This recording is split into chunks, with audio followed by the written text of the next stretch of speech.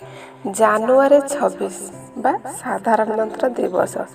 ଜାନୁଆରୀ 26 ଆମେ କାହିଁକି ପାଳନ କରୁ ସେ ବିଷୟରେ କିଛି ଜାଣିବା। ସାଧାରଣତନ୍ତ୍ର ଦିବସ ବା ଗଣତନ୍ତ୍ର ଦିବସ ଆମ ରାଷ୍ଟ୍ର ଉଦ୍ଦେଶ୍ୟରେ ରାଷ୍ଟ୍ରୀୟ ପର୍ବ ସମସ୍ତେ ଜାଣୁ। ଜାନୁଆରୀ 26ରେ ପାଳନ କରାଯାଏ। ଏହି ମହାନ ଦିବସ ପ୍ରତିଟି ଭାରତୀୟଙ୍କ ପାଇଁ ଆଜିର ଦିନଟି ବେଶ ଗୁରୁତ୍ୱପୂର୍ଣ୍ଣ। କିନ୍ତୁ ଏହି ଦିବସ ପାଳନ ପଛରେ କାରଣ କ'ଣ ଆପଣମାନେ ଜାଣିବା ନିହାତି ଦରକାର।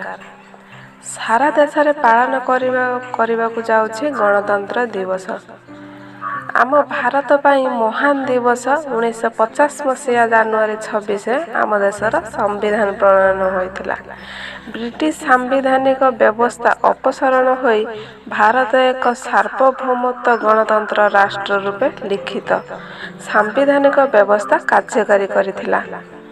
ଏହି ଦିନକୁ ସମ୍ମାନ ଜଣାଇ ଆମେ ପ୍ରତିବର୍ଷ ଜାନୁଆରୀ 26 ତାରିଖକୁ ସାଧାରଣତନ୍ତ୍ର ଦିବସ ରୂପେ ପାଳୁ। ଦେଶର ସବୁ ସ୍କୁଲ, କଲେଜ, ଶିକ୍ଷା ଅନୁଷ୍ଠାନ, ସରକାରୀ ଓ ବେସରକାରୀ ସ୍ଥାନରେ ଜାତୀୟ ପତାକା ଉତ୍ତୋଳନ କରାଯାଏ। ଭାରତ ବ୍ରିଟିଶ ଶାସନାଧୀନ ରହିବା ପରେ ସାରା ଦେଶରେ ଜନ ଆନ୍ଦୋଳନ ଆରମ୍ଭ ହୋଇଯାଇଥିଲା। ଅନେକ ସ୍ୱାଧୀନତା ସଂଗ୍ରାମୀ ପ୍ରାଣବଳି ଦେଲେ, ଅନେକ ଫାଶୀ ଖୁଣ୍ଟରେ ଝୁଲିଗଲେ। ଶେଷରେ 1947 ମସିହା ଅଗଷ୍ଟ 15 ତାରିଖରେ ବ୍ରିଟିଶ ଶାସନରୁ ଭାରତ ମୁକ୍ତ ହୋଇଥିଲା।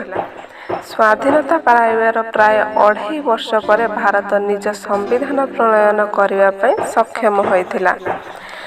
ପ୍ରାୟ 2 ବର୍ଷ 11 ମାସ ଏବଂ 18 ଦିନ ପରେ 1950 ମସିହା ଜାନୁଆରୀ 26ରେ ସଂସଦରେ ଭାରତୀୟ ସମ୍ବିଧାନ ଅନୁମୋଦନ ହୋଇଥିଲା।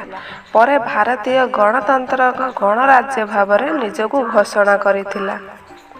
ତିନୋଟି ରାଷ୍ଟ୍ରୀୟ ଦିବସ ମଧ୍ୟରୁ ଗଣତନ୍ତ୍ର ଦିବସ ହେଉଛି ଗୋଟିଏ। ଆଜିର ଦିନ ଦିଲ୍ଲୀରେ ସ୍ୱତନ୍ତ୍ର ପ୍ୟାରେଡ୍ ଆୟୋଜନ କରାଯାଏ।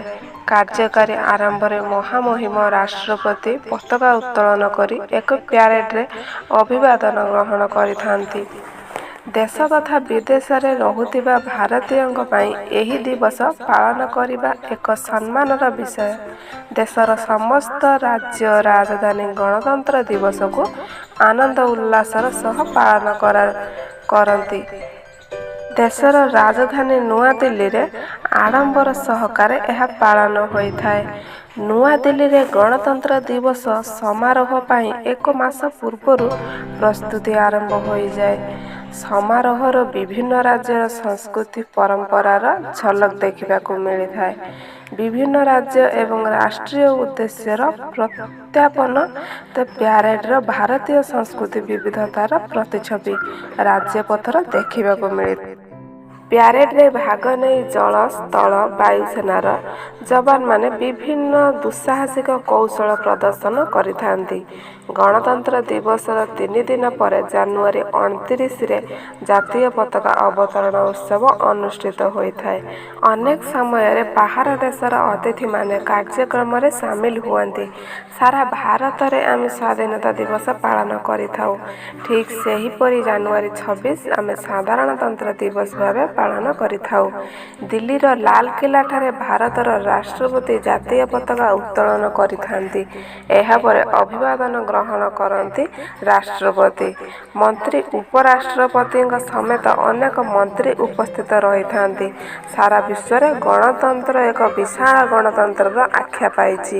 ତେଣୁ ସମ୍ବିଧାନ ପ୍ରଣୟନ ହୋଇଥିବା ଦିନକୁ ଭାରତୀୟମାନେ ଗଣତନ୍ତ୍ର ଦିବସ ଭାବରେ ପାଳନ କରି ଆନନ୍ଦ ଉପଭୋଗ କରିଥାନ୍ତି। ଏହି ଦିନକୁ ତ ଗଣତନ୍ତ୍ର ଦିବସ ଭାବେ ମର୍ଯ୍ୟାଦା ମିଳିପାରିଥାନ୍ତା, ନହେଲେ ଏହାର ଆଖପାଖ ତାରିଖ ସ୍ଥିର କରାଯାଇଥାନ୍ତା। କିନ୍ତୁ କାହିଁକି ଆହୁରି 2 ମାସ ସମୟ ଅପେକ୍ଷା କରିବାକୁ ଭାରତୀୟ ଜନନାୟକମାନେ ଚାହିଁଥିଲେ? କାହିଁକି ଜାନୁଆରୀ ମାସର 26 ତାରିଖକୁ ବନ୍ଧା ହୋଇଥିଲା ଗଣତନ୍ତ୍ର ଦିବସ ଭାବେ ପାଳନ କରିବା ଲାଗି? ଜାନୁଆରୀ 26 ମନେ ପକାଇ ଦିଏ ଆମକୁ ଆମ ଶାସନ କରିବାର ଗୌରବ ଦିନକୁ, ଆଉ ଏହି ମୁହୂର୍ତ୍ତକୁ ଆମ ପାଖରେ ପହଞ୍ଚାଇ ଦେଇଥାଏ।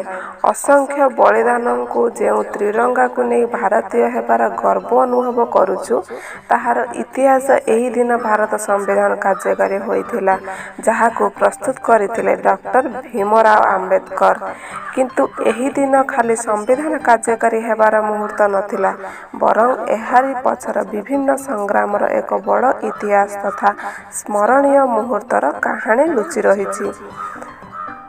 ତାହେଲେ କ୍ଳାନ୍ତି ହେବ ଏବଂ ନିଜେ ନିଜର ସ୍ୱାଧୀନତା ଘୋଷଣା କରିବ ଭାରତ। ଅର୍ଥାତ୍ ଜାନୁଆରୀ 26 ତାରିଖକୁ ଭାରତୀୟ ସଂଗ୍ରାମୀମାନେ ସ୍ୱାଧୀନତା ଦିବସ ବୋଲି ଧରି ନେଇଥିଲେ। ଇଂରେଜଙ୍କ ପାଇଁ କରବାମର ପରିସ୍ଥିତି ସୃଷ୍ଟି କରିସାରିଥିଲେ ଭାରତୀୟମାନେ। ସ୍ୱାଧୀନତା ସଂଗ୍ରାମୀଙ୍କ ଏହି ନିର୍ଣ୍ଣୟକୁ ଇଂରେଜମାନେ ଗ୍ରହଣ କରିଲେ ନାହିଁ।